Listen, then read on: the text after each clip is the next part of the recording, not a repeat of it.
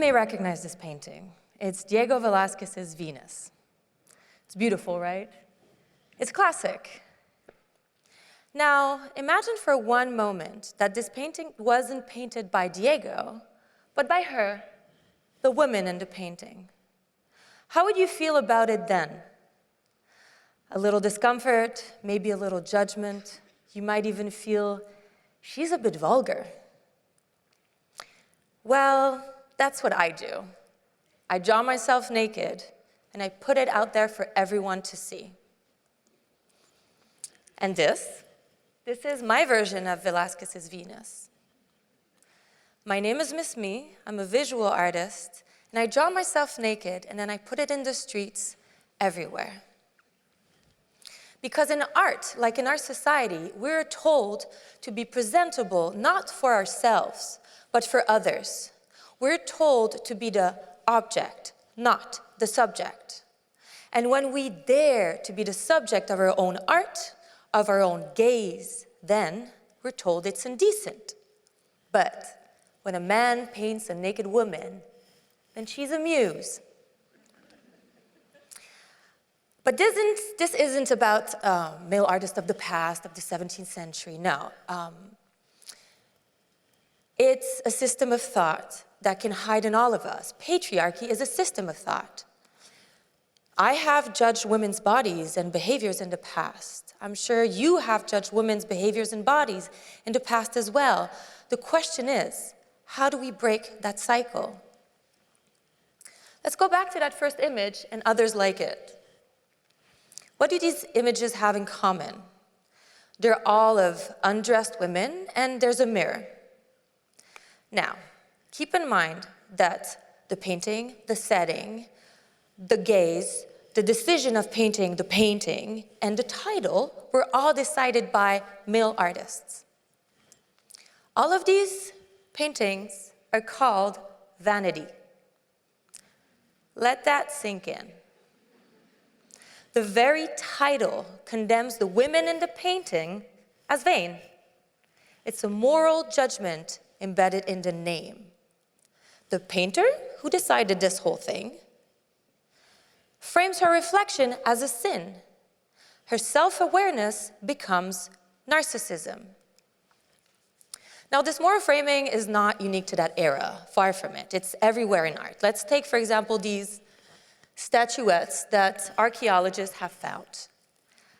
Well, they have called these statuettes Venuses, even though these statuettes predate by far Rome and its mythology. Right? Why? Why must a woman's body, her naked body, be a goddess of desire in order to legitimize her nakedness? And this is not a relic of the past either in my world. In public art, street art, men paint women all the time. They're often undressed, always beautiful by society's standards. And nobody questions it. Nobody questions the artist nor the subject. But when I do it, when I paint myself, my body, it's suddenly obscene. If she's naked, she must be a goddess of desire and lust. If she's looking at herself, if she's self-aware, then she must be vain. A woman's body is never just a woman. Yet women's bodies are everywhere, in our art, in our plazas, on our walls, in our ads, but so rarely under our own terms and definitions. And the cruelest part, this hijacking of image, this theft of ownership is always framed as appreciation. Again and again, we have to be thankful for the compliment. In 2015, I posted a very blurry image of my art on Instagram. It was very blurry. I was not posed for desire or sexy in any way. It was way less racy than anything you scroll by every day. I was literally just standing. The next morning, I woke up to my Instagram being suspended, and the message said, We're committed to keeping the internet safe.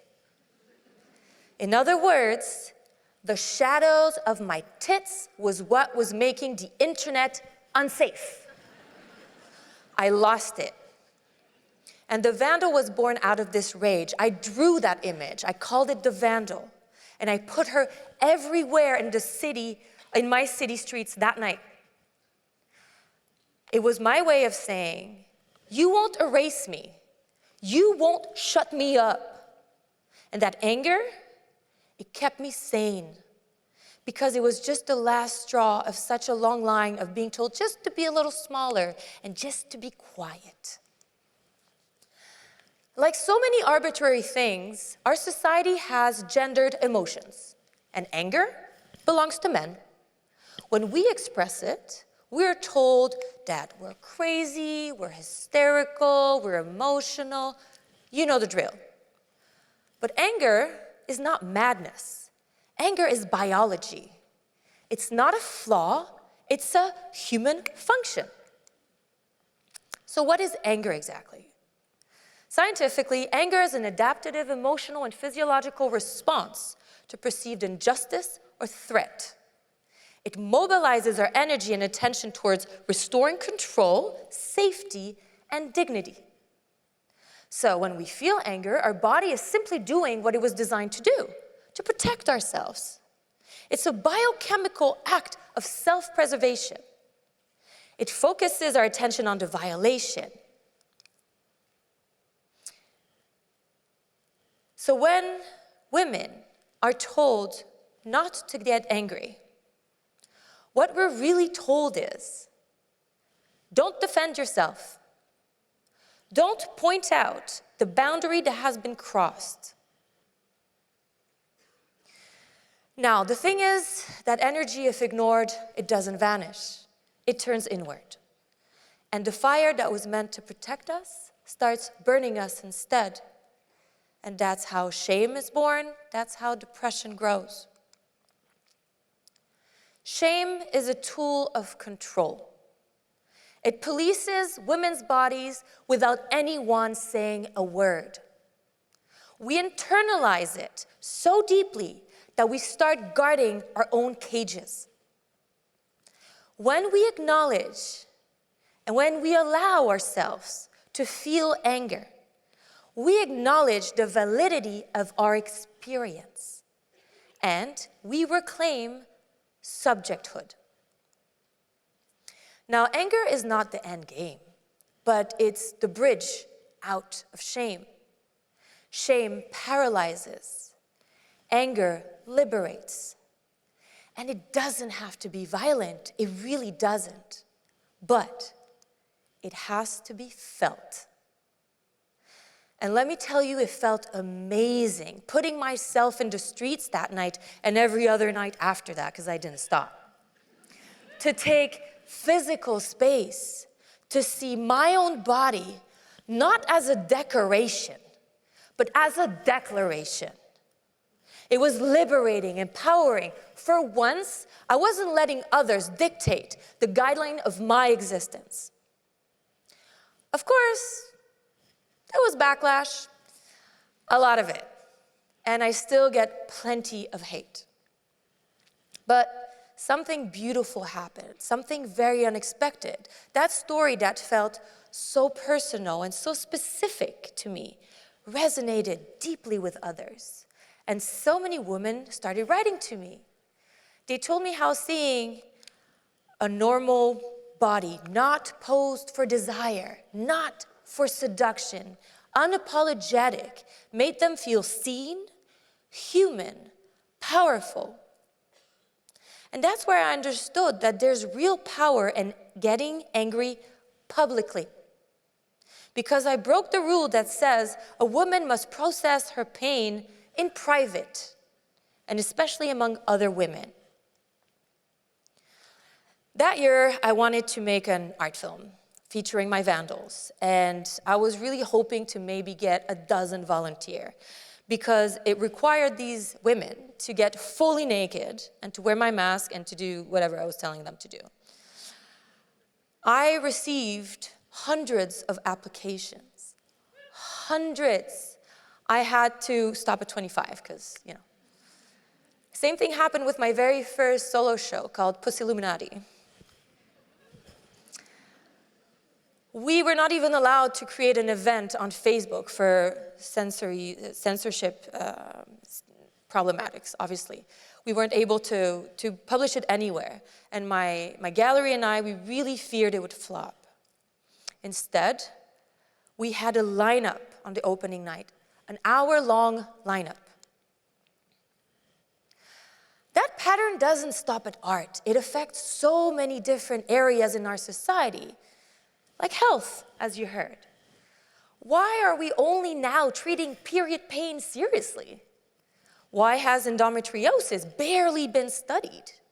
And why has the clitoris fully been mapped only in 1998? We've been sending people to the moon for a while then. Because women's bodily functions were confined to the private sphere. Pain, pleasure, sex, it was taboo.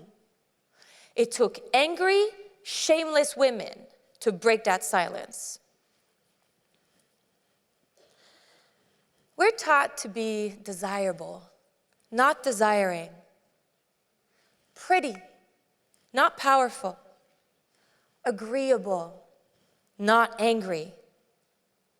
So the next time you feel shame or judgment towards yourself or another woman, scratch beneath it. Because often, under shame lies a system of control, a self-guarded jail. But also, the seed of emancipation.